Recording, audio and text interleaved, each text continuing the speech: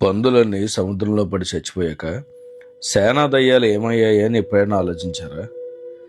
Mark సువార్త 5వ అధ్యాయంలో యేసయ్య సేనా దయ్యాలు పట్టిన వ్యక్తిని విడిపిస్తారు. అప్పుడు అతనిలో ఉన్న దయ్యాలు, మమ్మల్ని నరకానికి పంపించకండి, పందుల్లోకి వెళ్తామని యేసయ్యను బతిమలాడతాయి.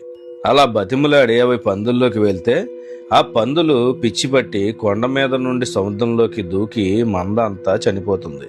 ఆ తర్వాత సేనా దయ్యాలకి ఏమైందని చూస్తే మత్తయి సువార్త 12వ అధ్యాయం 43వ వాక్యంలో యేసయ్య మాట్లాడుతూ ఒక మాట చెప్తారు. అపవిత్రాత్మ ఒక మనుష్యుని వదిలిపోయిన తరువాత అది విశ్రాంతి వెదుగుచు నీరు లేని చోట్లల్లా తిరుగుచుండును అని చెప్తారు. అంటే అక్కడ నీరు పరిశుద్ధాత్మకు సూచన. అంటే బైబిల్ ప్రకారం ఎక్కడైతే పరిశుద్ధత కనపడదో అక్కడ దయ్యాలు నివసించడానికి ఇష్టపడతాయి, ఉంటాయి అని అర్థం. కనుక ప్రతిరోజు పరిశుద్ధతను కాపాడుకోవటానికి ప్రయాసపడదాం. వందనాలు.